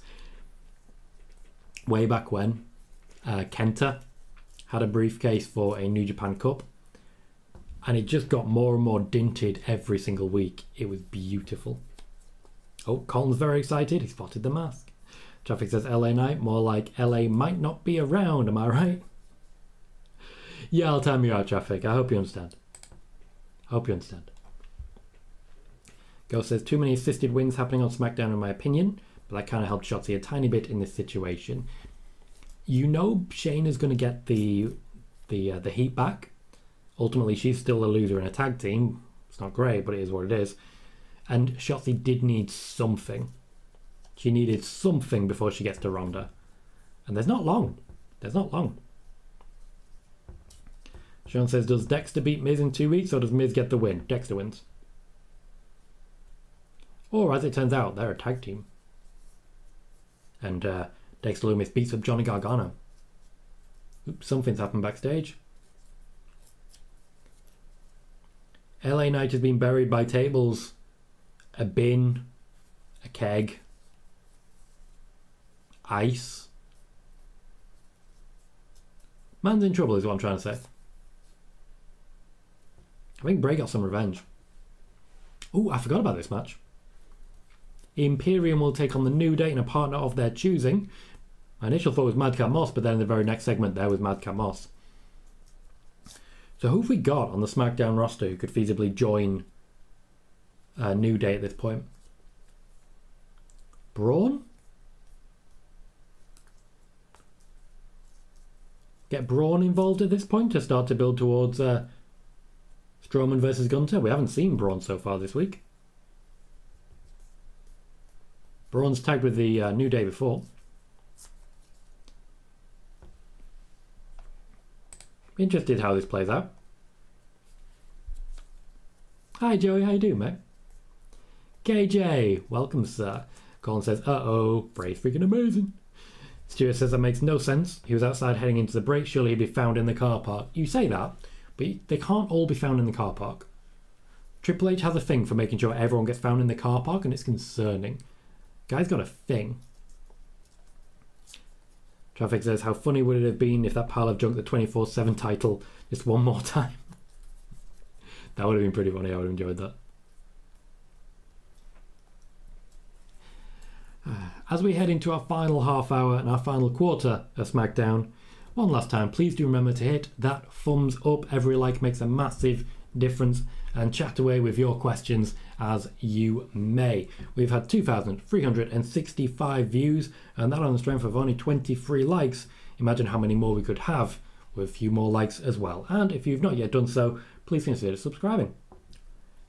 You get plenty of content, plenty of news you can't find anywhere else, and of course the big Vince McMahon video is coming. It is Braun Strowman. Stuart says, suppose the car park's in NXT, thinks main roster now. Colin says, I don't think any of you know this. My mum used to wrestle in WCW when it was WCCW, but she wasn't like a huge star or anything. I did not know that, Colin. Must be a hell of a lot of fun stories there. Megan says, LA Knight got smashed but not in the way he'd hoped. And Ghost says, LA Knight went night-night. The New Day started the attack on Imperium. Gunther and Braun having a stare down. Gunther is backing away from Braun. The difficulty now is in a certain level of establishment. This is a good opportunity if the plan is Braun versus Gunther, which I do believe it is.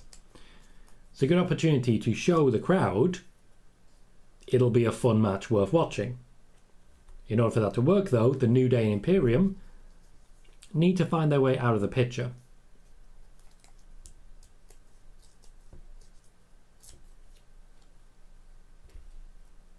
New Day kind of are being eliminated.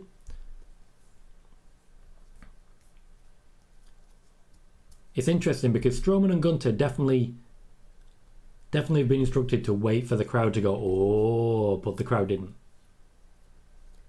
The crowd absolutely didn't. No real reaction to those two in the ring at once. And on to a commercial break. Colin says, I hope to be in the WWE fair and hope I can become champion one day. Well, that's absolutely a respectable dream worth having. You go for it. You push as hard as you can.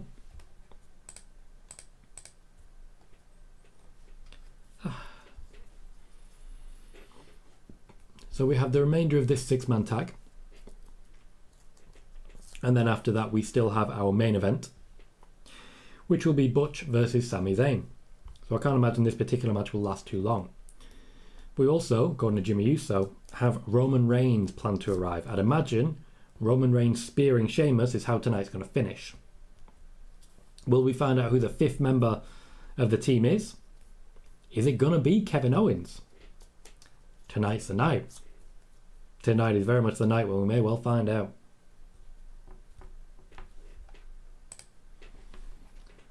Colin says, I actually have been training. Had this match when I'm 18 at the wrestling promotion called Parlay? Pro wrestling, it's an indie promotion. Indie promotion logically makes sense. If you're just starting out, indies are absolutely the way to do it. I really hope it works out for you, Colin. I'm very happy to hear it. I get why you really love Bray as well. Stuart said this signing advert BT are doing. Bad me having to convince the kids the sound wasn't broken the other day. Yeah, I keep having that moment where I'm like, like I get why they're doing it. I only know like the alphabet in sign language. That's all I know.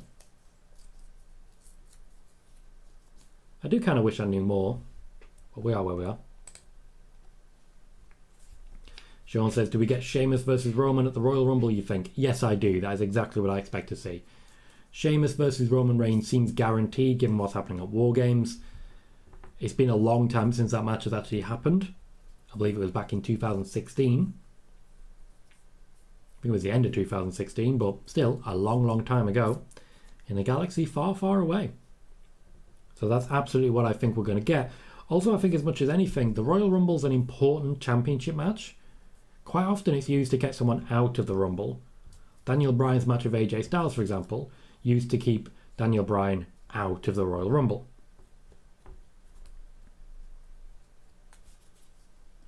Long term, if there's someone who's a massive crowd favourite and you just want to keep a bit of distance from them, stick them in a match. Hector says, I remember when Sheamus cashed in on Roman, Tom. Yes, I do. I do believe that was Survivor Series 2016. Roman was champion for all of 2 minutes. It was 15, wasn't it? Was it 15? It's real hard to work out now. I think it was 15. Yeah, it was the same year as Roman Brock at WrestleMania, so it was 15.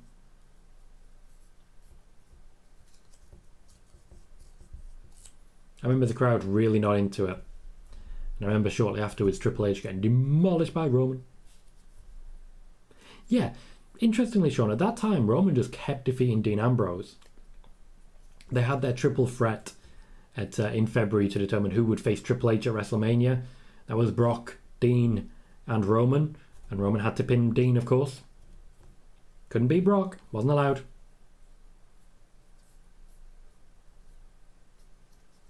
Michael Cole hyping up the World Cup element. Braun's involvement here.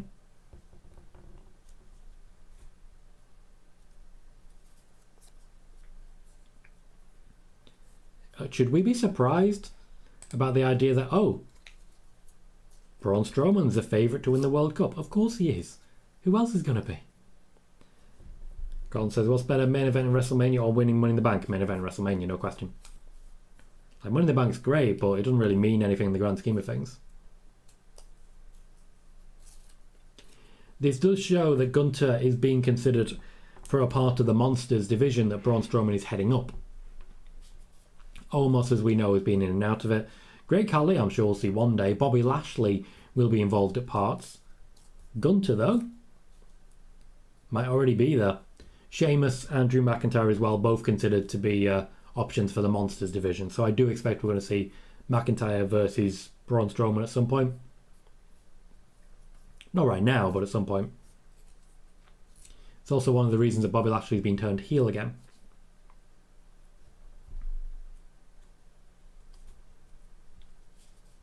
Xavier Woods really taking his time for this hot tag. Strowman making a point of not reaching out too far. Just the unnecessary jump. The showmanship is incredible. Strowman going for everybody. Gunther himself hasn't really been that involved. He's tagged in now. Okay, that was fun from Vinci. Strowman's ripped his top off, which suggests... I'm sorry, did you just no-sell a Gunther chop? I don't like that.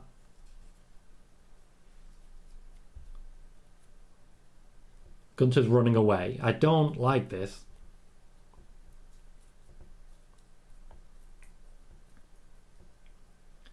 I feel like they're overdoing this.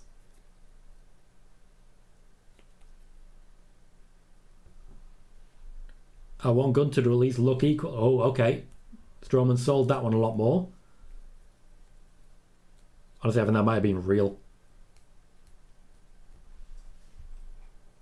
Peter says, Big E for Monsters division when he comes back, maybe? Maybe. That's not a bad shout at all. Sean says it was Survivor Series 2015 when Sheamus catched in 2015. Sean said, is Seth still heel or is he a tweener now? Bit of both. The WWE don't want to commit too clearly to it. They don't really want to say firmly one way or the other, he's this, because he can work on both sides for the moment. Also, you reach a certain level of popularity in the WWE, and they stop trying to call you face or heel, they just let you be yourself. Charlotte's been there for a while, for example. People hate her, so she's a heel. Ghost says there is apparently a 2-hour documentary about Vince McMahon coming out in December on Vice. A lot of fun information is going to be in that one. Much of it will also be in mine. It won't be a documentary, but it'll be fun.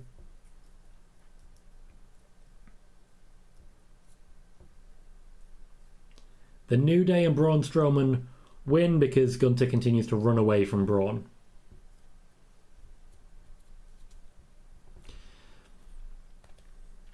Gunther was made to look weaker than he has in his entire run so far. Now, Braun Strowman didn't look completely unbeatable, so I'm not particularly unhappy with it. But still, the running away, that's not something I want to see. I've met Gunther. He's not someone who runs away. That's not right.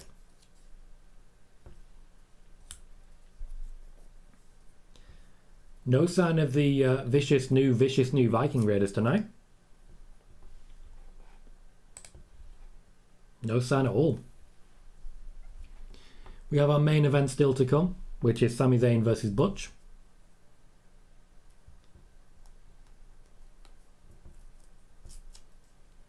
We're getting one more look at the World Cup as we head to the last one. Sean says Bianca is interested in playing Storm in the Marvel Universe. Interesting. It'd be a very different portrayal of the character, I feel.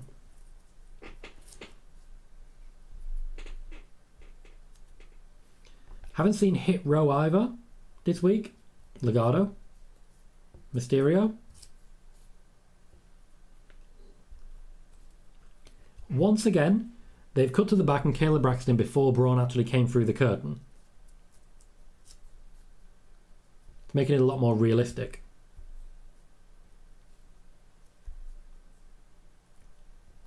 Braun needed a cough, but he actually sold it pretty nicely there. Ricochet backstage to hype up their impending match.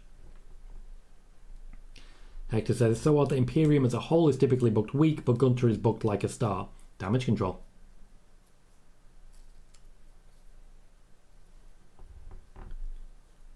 Ricochet calling out Braun about said flippy flippers.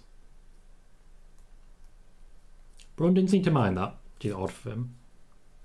Ghost says, I don't like that with smaller opponents Strowman looks somewhat beatable, but here he made Gunther seem overhyped. He did.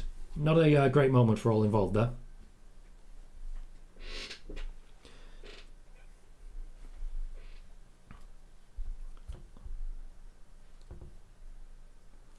Drew McIntyre also coming down with Fight Night. They have to say on Fox, don't they? They have to. Joey says, it's not good. Why are they making Walter act scared? No idea. I don't like that. And Stuart says, been waiting for this one all night. This is our main event. I don't feel this has been the strongest SmackDown. It does feel like a bit of a killing time show. That said, the wrestling's been high quality. We've seen some development of LA Knight, certainly. We've seen a tease of the potential victory for Braun Strowman. Drew McIntyre and Sheamus making friends. Shotzi got a win. Feels like dead weight because, well, dead air because of the slow pace of it. But honestly, quite a bit has happened here.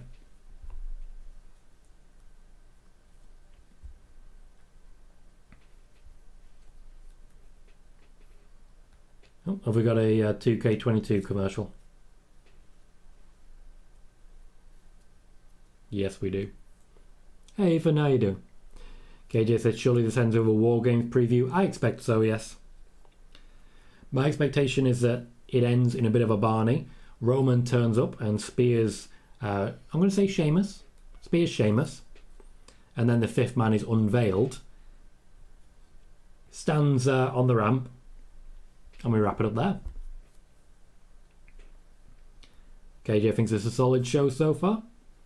Traffic says, do you think we'll get a Bray versus LA at Survivor Series, or will they hold off a few weeks? Don't know. I think it'll be a while before Bray steps into the ring. Ethan says, what has LA Knight done? Got beat up, mate. He got beat on. Just took a solid beating. Sean says, I don't think WWE would want to let Braun go and risk upsetting Raquel. They will not be factoring that in now Triple H is in charge. They won't care. Hector says, I'm glad WWE was able to re-sign Pete Dunne, because honestly love the Butch character and think he's doing some of the best work of his career. He never seemed likely to leave. While Adam Cole's contract was running out at around the same time, Adam Cole never seemed likely to stay, but with Pete Dunne, he never seemed likely to go. He was pretty happy there. Megan says it's been okay for a SmackDown. What does everyone think? KJ's enjoyed it. Megan thinks it's been okay. I think it's been slow paced, but there has been good progress in storylines. What do people think of SmackDown today? Ethan says that's what happens when you mess with Bray and slap him. It's not unfair. It's not an unfair comment there. I said pick your battles when it comes to Bray Wyatt. When it comes to Bray Wyatt, the battle you want to pick is not that one. Like any other one. Fair enough, Peter. Raw's your show, by all means.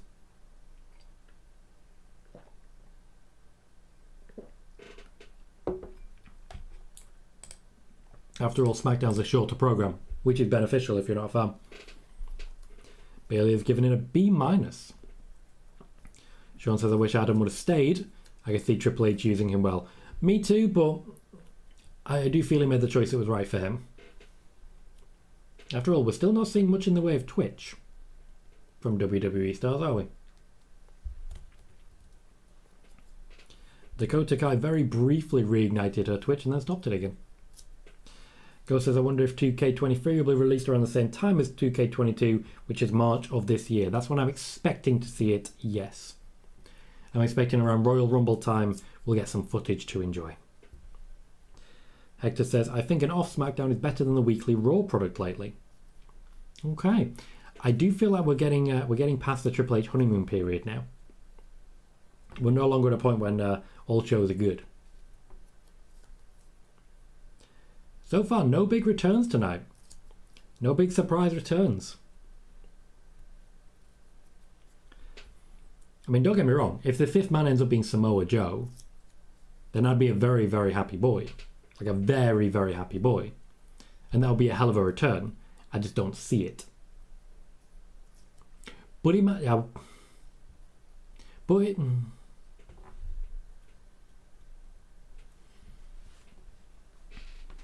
Brock, Kevin Owens. It's not going to be Samoa Joe, let's be fair. But it would be so fun if it was. So fun.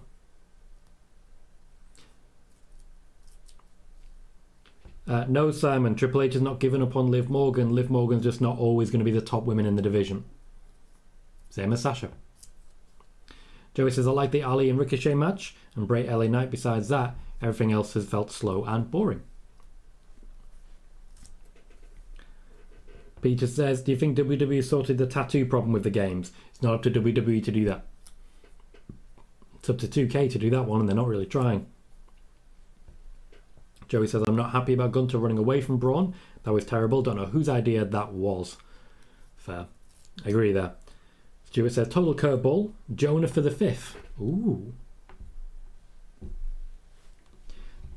Okay, so the advantage match for the men's Wargames will be a tag match. The Usos versus Drew McIntyre and Sheamus. That's a tag team and a half.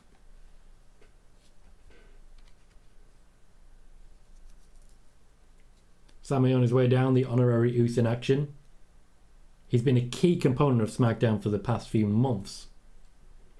Still doing his dance. Jay still keeping his distance. Solo still trying not to react, but it's hard. It's hard not to react when Sami Zayn is doing that next to you. KJ says, I really enjoyed Wyatt and Knight. Feel the opening segment wasn't needed, but they hyped up the 5th guy. Ricochet and Ali was good too. Even says, for the women's Wargames match, will we see the 5th member revealed next week on Raw or at Survivor Series? I don't know. No idea. Simon, I told you to calm down. I put you on a break. You've come back and immediately started saying the same stuff. I get it. You don't like the SmackDown Women's Division. I don't need you to say it 15 times a minute. Like, I got it. I got it. I've heard you. I've heard you enough.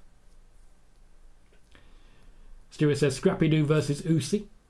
Peter says, the 5th member will be revealed on Raw, I believe. Is that for the men's or the women's that you're talking about? I know, Megan. I'm taking the piss. Having fun. Sean says, do you think some of the current returning superstars will be in 2K23 and some of the current NXT stars like Cora, Roxanne, Toxic Attraction and Braun? Yes. 2K23's plan is very much the same as 2K22. You're going to get lots of DLC. Lots of DLC. Hector says maybe KO comes out and announces someone, especially if he's unable to compete, because you can have him involved still. Why? How does he benefit from that? How does the other person benefit from that? If anything, it makes the other person less impactful. Especially if it's someone like Brock. Ghost says, I would give tonight a C. Hasn't been bad, but it hasn't been great. Hopefully, next week provides strong go-home shows because this PLE kind of needs it. Yeah, Wargames should be enough to sell it. The problem is that they seem to have rested on their laurels since. They just seem to have relaxed ever since. I'd like to see at least a little bit more focus for it. At least a little more. Definitely a bit of a Wargames tease happening on the outside there.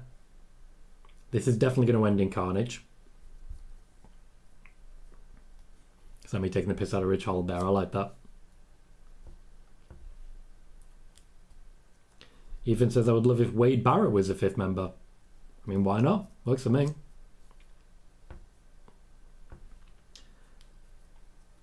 Joey says, Raw's been really boring for me every week. Feels like a filler show. Oh, okay. Interesting. Simon says, the Attitude Era had a lot of stars today. Today's wrestling hardly any. How can you say that, Simon, when the Attitude Era did not have Sasha Banks? So, by your own logic, the Attitude Era had no stars. Sean says, imagine if the fifth man is John Moxley or CM Punk. It's not going to be, but like, we'd set cat amongst the pigeons, but I don't see either of them wrestling for WWE ever again. Hector says, you have me convinced, Tom. Wargames, Cowboy Brock would be a hell of a time. Lots of carnage. He has just come off a victory against Bobby Lashley. He's got momentum on his side. As I say, that's a button that Triple H can push at any point. Matt Riddle makes perfect sense as well. But if you can have Brock in a Wargames, why wouldn't you? Imagine the carnage. Of course, it's a point of interest that Sheamus is the one who seems to have actually spoken to the fifth member. Maybe we're going League of Nations. Maybe Miro. Maybe it is Wade Barrett. Maybe it's one of those two. Stuart says, forgot for a sec, this was a World Cup match. Was wondering why the flags were on the boards. Worth reminding every now and then. Okay, let's pick up this challenge. Simon is saying that the Attitude Era had more stars. He's suggesting Stone Cold, The Rock, The Hardy Boys, The Dudleys, Edge and Christian, Triple H, Kane, Big Show, Taker, APA. So Roman Reigns, Seth Rollins, Becky Lynch, Charlotte Flair, The Usos, The New Day, all of whom massive stars in their own right. And that's before we get to Randy Orton. Randy Orton worth a mention, I feel. Triple H, not wrestling anymore, but still involved in many ways. If you call him them, you can call John Cena. John Cena worth mentioning, of course, before you even go any further on that one. And that's as you get further down the stratosphere. There's plenty of people like Brock Lesnar, Ronda Rousey, Sasha Banks. I think maybe you're being disingenuous. KJ says, I think with Raw, they're pushing different guys. They're missing a lot of top guys. No Randy, Edge, thank you. Becky, Cody, etc. Cody. While guys like Theory, Judgment Day, Corbin, etc. are being pushed. Peter Englefield suggests Hornswoggle, which is... like, you've nailed it. Megan says, Barrett getting up from the desk would be a nice swerve. Ghost says, I think they're relying too much on the concept of Wargames. Keep in mind there are only 4 matches currently booked for Survivor Series. While Wargames is going to be great, the lack of effective storytelling weighs down on the matches for me. You've got to consider, for example, there's not been long to book the SmackDown Women's match. The United States Championship match. They're doing a tournament for the Intercontinental match. The storytelling has basically only just started. As usual, Saudi Arabia gets in the way. They book everything for the Saudi Arabia shows and they just seem to forget that they actually have their own Big 4 pay-per-view coming. Seeing it way too much.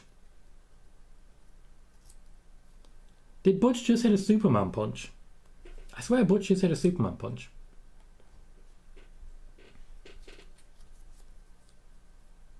Ah, Eugene. KJ says, no joke, I personally feel the current roster is very, very stacked. Also, you can go in any era. There's never been as much star power in the women's division than now. Very true. Very true. I also think it's very much worth asking what you mean by star. The Rock's run at the top was not long. Stone Cold's run at the top, not long. Not long at all. You talk about the Dudley Boys. I think the Usos are bigger than the Dudley Boys ever were. Talk about the Hardy Boys. I think the New Day are up there. I think that's worth mentioning. Steve Blackman. See, we're getting some great names in here. Why has no one mentioned Shane? Shane McMahon in the Attitude Era. There was a guy. And of course we had one of the biggest stars, a Royal Rumble winner. A former WWE champion, well, WWF at the time, Vince McMahon. KJ says, it's easy to talk about the past rosters.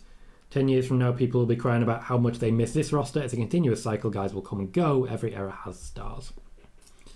I also feel it's worth pointing out that the Attitude Era gets a lot of benefit from nostalgia.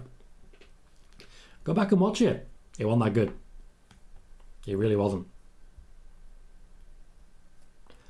Ethan, quite rightly, saying Bray Wyatt, not a mention. Bray Wyatt, yeah, spot on. KJ is absolutely right, and we got some really good suggestions here. No, Simon, you don't seem to realise what you just said there. Stone Cold is the biggest wrestling star of all time, alongside Hogan, Sammartino, Savage, The Rock, Bret Hart, Shawn Michaels, John Cena, Roman Reigns. You can't be the biggest wrestling star of all time alongside those other four guys. That's not how it works. Sami Zayn has taken the loss, and Solo Sikoa has immediately kicked Butch in the face. We have about 5 minutes for absolute carnage now. Drew McIntyre going after Solo, which is a feud they're building. Kurt Angle, thank you, Sean.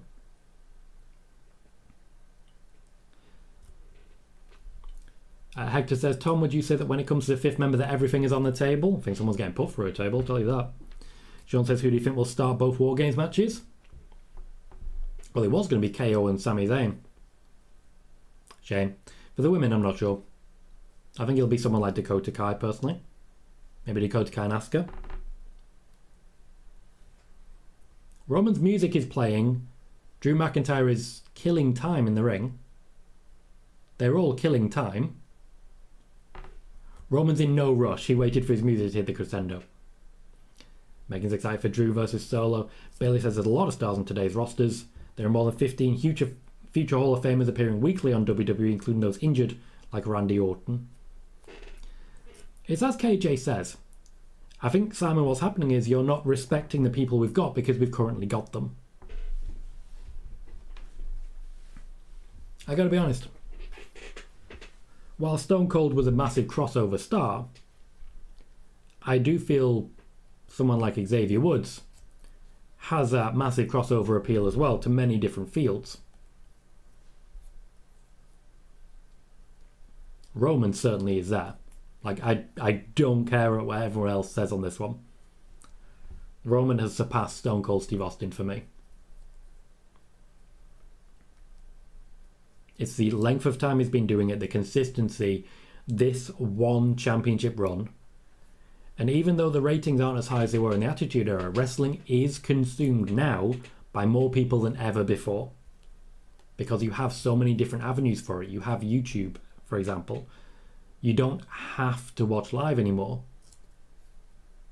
You can dip out for a week or two. Oh, Sean, yeah, absolutely. Alexa Bliss, a name that can be mentioned. Bailey, I feel, is there. Big names.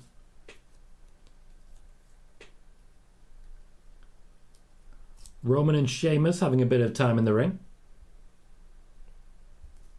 Kevin Owens.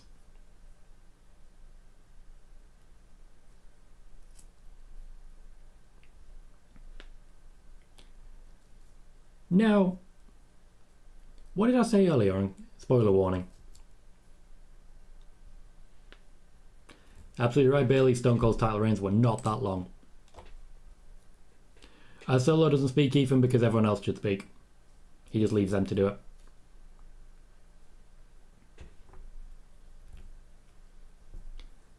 Traffic says, is Cena the biggest star when it comes to star power inside the WWE alone, not counting movies like obviously The Rock beats him there. Cena's been in movies as well. He was a Marine. KJ says, exactly, it's nostalgia, easy to look back and say it was stars.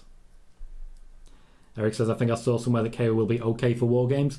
You may have seen it during earlier today. Spoiler warning. Peter says, no one said our truth. Traffic says, here's the craziest thing for an era of wrestling, and I think a single person is named The Undertaker.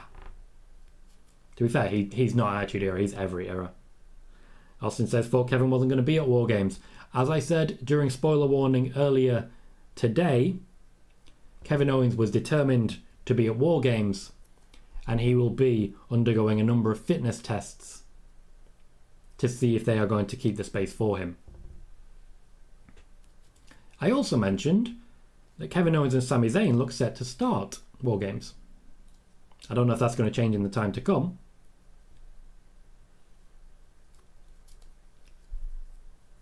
But maybe a share of spoiler warning is worth it now.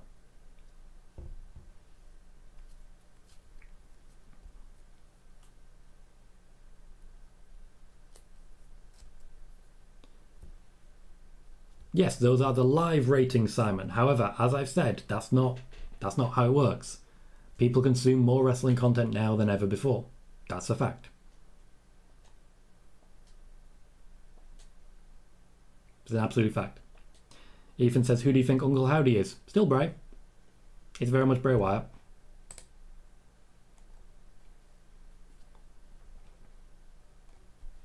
Sean says, I don't know why a lot don't want Alexa in the Wargames match or in this feud, or is it mostly hate? A lot of people don't like Alexa because I don't know. Go says, to be honest, the Hardys make a bigger impact in the Ruthless Aggression era. I would not consider APA as big stars.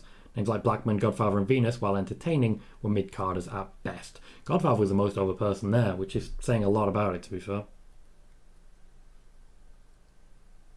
Okay, so I had a bit of a crash on BT. As it came on, I looked at Butch and thought, oh, when did Charlotte get back? I feel bad, and I should. Megan says, I'm okay with this. Wargames will be the battle for Sami's soul. Yes, it will. Yes, it will.